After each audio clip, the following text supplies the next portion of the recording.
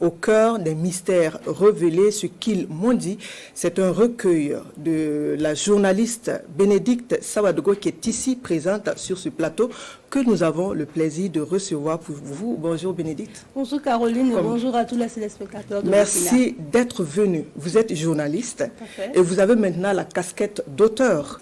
Dites-nous, qu'est-ce qui vous a motivé à vous lancer dans cette nouvelle aventure, on va dire?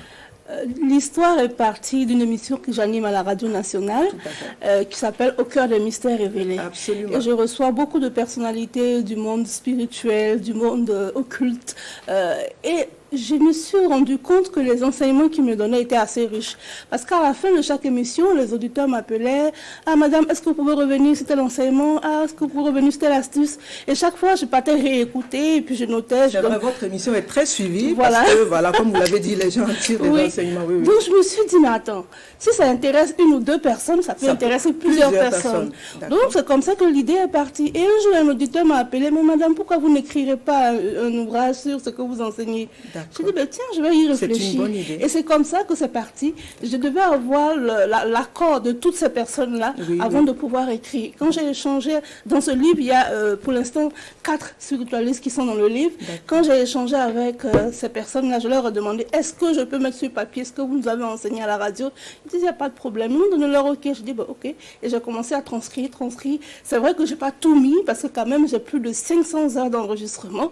Il y a plusieurs personnalités du monde de la culture, du monde spirituel, ivoirien comme burkinabé, qui sont dans ce livre-là. Enfin, c'est ça en boîte, donc je n'ai pas tout mis pour l'instant. Souci de pérennisation, donc, qu'est-ce qu'on peut retrouver concrètement dans cette œuvre? Dans cette œuvre, je parle de fécondité, je parle de maternité, je parle d'attirance, je parle de prospérité, je parle de comment utiliser les psaumes pour activer la prospérité et la santé. Je parle également des pierres précieuses, comment les pierres précieuses peuvent impacter notre vie. Je parle aussi du pouvoir des animaux, comment le chien, comment on peut utiliser une partie du chien pour débloquer une situation, comment on peut utiliser l'os du chien pour débloquer une situation, comment on peut utiliser l'empreinte d'un chien pour se désenvoûter. Je parle de tout ça dans cette œuvre. Je parle aussi du pouvoir du cheval, du pouvoir de l'âne, du pouvoir du coq. Tous ces animaux que nous côtoyons tous les jours ont un pouvoir, mais on ne sait pas. Sinon, ils nous parlent tous les jours. Ils parlent de beaucoup de choses. Donc, vous allez nous éclairer sur plein de sujets. Voilà, donc on parle de tradition, de culture, de mystère. Quelle peut être la contribution de cette œuvre pour la cohésion et la paix par ces temps qui courent? Vous savez, aujourd'hui, de plus en plus, on se rend compte qu'on a oublié nos valeurs culturelles, on a oublié nos valeurs endogènes, on a oublié nos valeurs ancestrales. On s'est retourné un peu vers les religions révélées. J'ai rien contre les religions révélées, je suis chrétienne, catholique, d'ailleurs, et pratiquante. Donc, je me dis, il faut toujours se tenir à son socle. Il faut attraper quelque chose et puis avancer. La question du syncrétisme. Exactement. Pardon. Exactement. Pour moi, il ne faut pas tout lâcher. Il faut, comment dire ça? Il faut s'appuyer sur ses racines pour avancer. On apprend toujours des autres. Pour moi, ce livre-là peut apporter beaucoup d'informations à toute la jeunesse. Ça peut aussi apporter beaucoup d'informations à toutes ces personnes-là qui, par un acte banal, peuvent se désenvoûter. Avec de l'oignon, avec du basilic, avec du sel, on peut résoudre des problèmes. Mais les gens ne le savent pas tout simplement.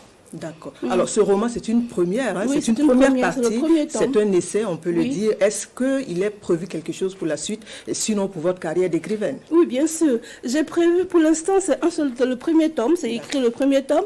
J'ai prévu 5 tomes comme ça, parce que j'ai beaucoup d'heures d'enregistrement qui ne sont pas encore exploitées, qui n'ont pas encore été mises sur papier. Et je crois que j'aurai la force mentale de le faire, et puis les moyens aussi d'éviter. Nous vous souhaitons d'avoir de la force pour continuer. Vous êtes également guérisseuse pranique. Oui, je suis guérisseuse pranique. Qu'est-ce que c'est guérisseuse pranique? La guérison pranique, c'est un art de guérison qui se fait à partir de l'énergie vitale.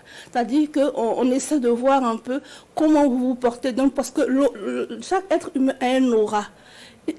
Et l'aura vous renseigne sur votre état émotionnel, votre état mental et votre état physique. Donc, avec nos 10 doigts, on peut vous soigner de façon émotionnelle, on peut vous apaiser, de façon physique, on peut vous soigner de certaines pathologies.